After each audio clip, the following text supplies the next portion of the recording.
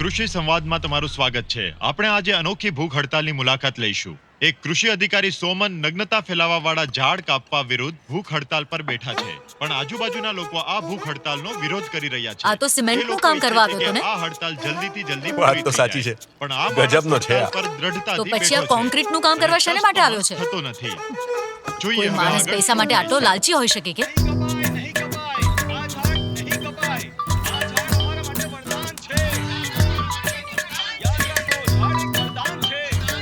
Hello. અરે તે સમાચાર જોયા? આ માણસ તો ઝાડ ઉપર ચડી ગયો છે.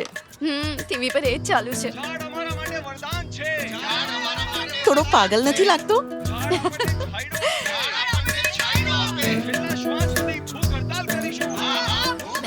તો ક્યારે પણ આવી શકે છે ને? ના ના, વાંધો નહીં, તો જમવાનું બનાવો. આજે તો નહીં આવે. કેટલા લોકો જમા થયા છે. ભીડ જોઈને તે ગાંડો થઈ જાય છે. તું અંદર જઈને જરા મારી માટે ઇડલી લઈ આવ ને. અહીંયા મોબાઈલનું નેટવર્ક છે જ નહીં. અધિકારી ઓફિસના ફોનને ઝાડ ઉપર લઈ ગયા છે. ઓફિસનું કામ બગડ્યા વગર આ અધિકારી ભૂખ હડતાલ પર બેસી ગયા છે. ઉદાહરણ બની ગયા છે. જરા અમારા દર્શકોને જણાવશો કે ઝાડ કાપવા વિશે તમારું શું કહેવું છે? મારા મતે આ ઇમોશનલી બાયોલોજિસ્ટ ઉપર છોડી દેવું જોઈએ. તમે તો જુઓ છો કે આ ઝાડ વધી રહ્યું છે. અત્યારે કુલ્લાના આકારમાંથી એમાં આંખ કે કાન આવે અને બીજી પ્રજાતિનું કદાચ બની જાય. માણસ પણ વાંદરામાંથી માણસ બન્યો ને. હા ભાઈ. બરાબર. હા, જેવો ટીચર એવો જ સ્ટુડન્ટ. હેલો કૃષિ ઓફિસ. હેલો કૃષિ ઓફિસ. હેલો કૃષિ ઓફિસ.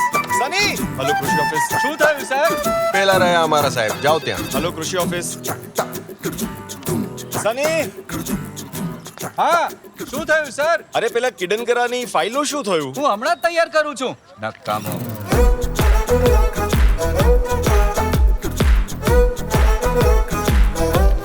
રાજામાં હા. આ સૂકો નહીં, કોઈ બીજો આપો. જોઈને આપ્યા કરો.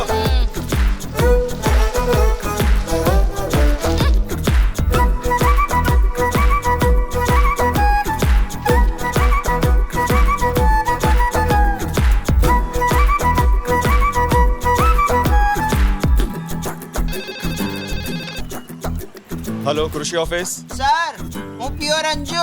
હા બોલો, શું છે? સર જુઓ અહીંયા છું. હા તો દેખાઈ ગયો, પણ કામ બોલો. સર હું બીટેકમાં ફેલ થઈ ગયો છું. હું બાપુજીને બતાવવા માંગુ છું કે તમારો રંજુ કંઈ પણ કરી શકે છે. તો શું? એવો કોઈ પાક છે જેનાથી 3 મહિનામાં હું કરોડપતિ બની જાઉં? હવે ખેતીવાડી અને માટી જ મારું જીવન હશે. તારા માટે તો માટી જ સારી રહેશે.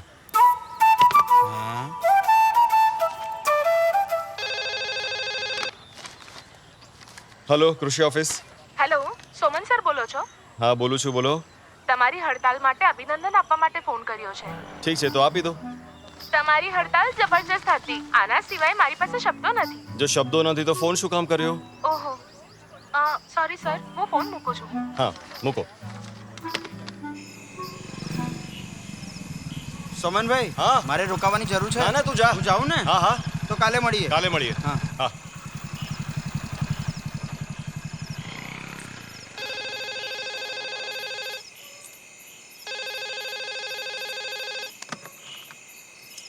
હેલો કૃષિ ઓફિસ, કોણ? સર, હું તમારી ફ્રેન્ડ બોલું છું. સવારે મેં ફોન કરેલો ને. ઓહ, તો આટલી જલ્દી ફેન પણ બની ગયા? આજ તો તમને જોઈએ શું છે? મને કઈ નથી જોતું. તો મેં તો એ કહેવા ફોન કર્યો છે કે રાત્રે વૃક્ષ નીચે બેસવું ખતરનાક હોય છે. એવું કેમ? તમને ખબર છે ને કે બધા વાંદરાઓ ઝાડ ઉપર જ રહે છે? એમને તો કંઈ નથી થતું. અચ્છા, એટલે તમે વૃક્ષ ઉપર બેસવાનું નક્કી કર્યું છે. તમારે કહેવું શું છે? માફ કરજો, તમે સમજો છો એવું નથી સર. તમે અમારી ટીમના કોઈ મહિલા મેમ્બર તો નથી બોલતા ને, જે લાલચથી મારી ભૂખ હડતાલ તોડવા માંગતા હોય? હા? ના ના, હું તમને લાલચ આપવા નથી માંગતી. હું તો તમારી સપોર્ટર છું. તમને ખોટું લાગ્યું હોય તો ફોન નહીં કરું. સોરી.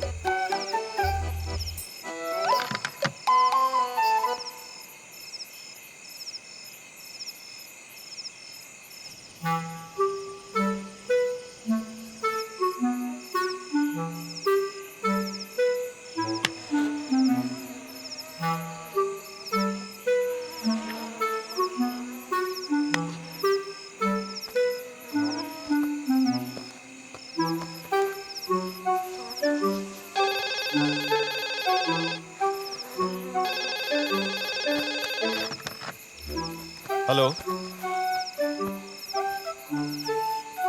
હલો, કોણ વાત કરે છે? એ છોકરી તે જ કર્યો છે ને? છોકરી અલિયા તારી બા બોલું છું. અચ્છા, બા તું છે. કેમ, શું થયું? હડતાલ કરવા માટે તને કોઈ બીજી જગ્યા નહીં મળી? એટલે આટલી મોડી રાતે તે મને આ પૂછવા માટે ફોન કર્યો? એ છોડ બેટા, તે કંઈ ખાધું કે નહીં? બા સમજ ને, આ ભૂખ હડતાલ છે. તારી હડતાલ જલ્દી પૂરી થઈ જશે ને.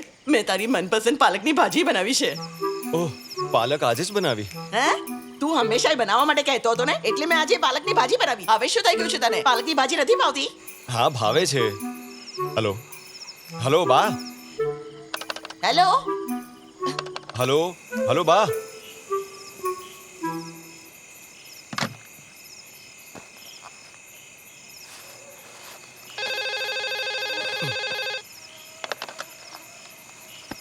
પસંદ છે, બહુ પસંદ છે. પસંદ તો તમે મને છો.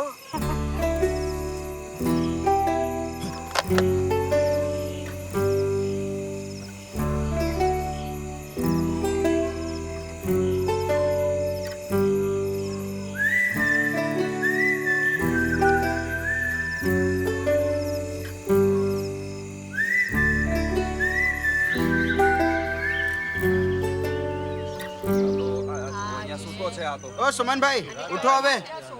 સુમનભાઈ, મને એક સારી મચ્છરદાની આપ. આખી રાત સૂઈ જ નહીં શક્યો. એની કોઈ જરૂર નથી. ઝાડ ન કાપવાનો આદેશ નીકળ્યો છે. હવે નીચે આવો. તમે જોઈ રહ્યા છો એક અધિકારી ઝાડ ઉપર ચડી અરે, આટલો સારો ઉપવાસ હતો, લોહી પણ સાફ થઈ ગયું હતું. બધું બગાડી નાખ્યું. ફોન પણ સાથે લઈ ગયા છે. આ બધું બચાવ્યું, એ ફક્ત એક બચાવ્યું, ઝાડને બચાવવા બચાવી માટે કરી રહ્યા છે.